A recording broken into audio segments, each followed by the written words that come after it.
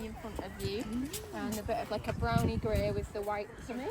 And then the swamp wallaby, you can see that one back there. That's a swamp wallaby, so we've just got 2 swamp wallabies. They're a bit darker in colour, and they've got the yellowy tummy and a bit of yellowy orange in front of their ears as well.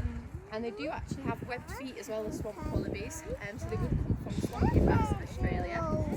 So we've got 2 of them, who are actually both over there at the moment. And we've got 42 Bennett's wallabies, so we've got 44 wallabies in here all together. And they're just tucking into a bit of lunch. So these ones here are eating a branch off a tree. So what they'll do, in the summer they'll eat the leaves and then they'll strip the bark. In the winter there isn't really any leaves on the trees that they eat, so they will just strip the bark like this. So they'll pull all the bark off the branch. So they need nice and strong teeth for this. And then also what they eat is they eat some vegetables. So they eat lettuce, cabbage, broccoli, and they've got a special pellet which is in their trough over there, which is basically like ground up tree and leaves.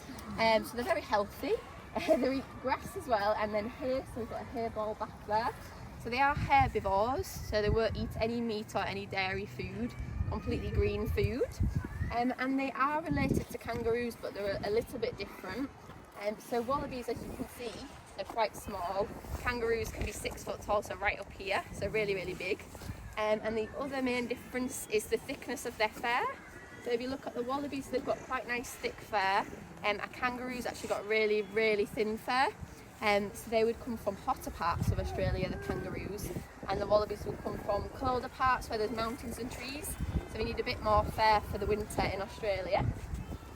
People often say it's a bit cold for them here, because obviously in the wild Australia is quite hot, but they're actually very well adapted with their fur for here. And there is some wild populations in the UK, so if you went to some forests in the UK, in Scotland, in Derbyshire, you can actually find wild wallabies there. So these are wallabies that might have escaped a long time ago from other zoos or gardens where people had them, and then they've actually had babies out in the forests in the UK, so you can find wallabies out in the wild. So that's quite interesting. They'd probably be a bit more shy than these wallabies, so if they saw you they might hop away quite fast. But ours are used to people, so they're quite happy to sit and eat near you. And we do have some more shy ones and then some more confident ones as well. The big boy over there, he's called Blue. He's just got a bit of lettuce in his hand now, so that's Blue. So there's a few that we can tell apart with each other. And we've got socks as well, so if you manage to spot one with a black foot and a blonde foot, then that's socks, because she's got 2 different coloured feet. And everyone else just has 2 black feet, so we can tell her apart. And the 2 swamp wallabies are easy to tell apart as well, because they're different colour to everyone else. So yeah, they would live in Australia in the wild, and they've got really, really strong back legs. So you can see one hopping over there, they'll hop really fast. And they'll use their tail to push off fast as well. And they've got quite big claws on their feet. So if you can see, they've got kind of 3 toes, and they've got 3 big claws on those. So these are used again to push off in the ground really, really fast. So if they did need to escape a predator in Australia, which would be a dog called a dingo, then they would get away very, very fast if they can. So they're always listening out. So you might see their ears are moving at different times to each other, and that's because they're always listening out for what's going on around them. And sometimes if one of them gets scared, everyone will go and they'll all run at the same time around in here. So they can come onto the path if they want to as well. You might see them jumping over the barriers or under, but luckily they can't get out of the big fences, they can't jump quite that high. But yeah, they're very interesting, cute animals. Does anybody have any questions about them? Yeah? Why is that one having a baby? Oh, we have, that's a good point actually, I forgot to mention that. So we do have some. Have you seen a joey in a pouch, a baby? No.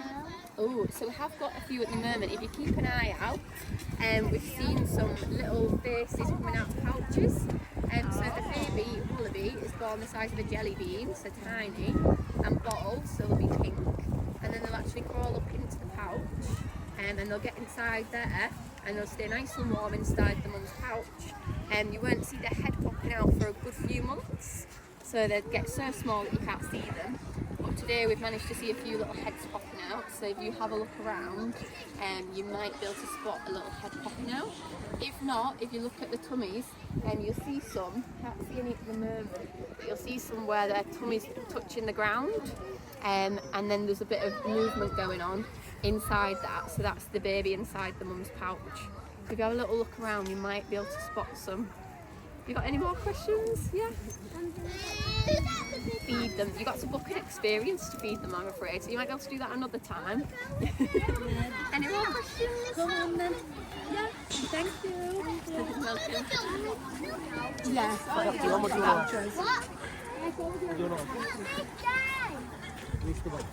Please stay on. She's gone.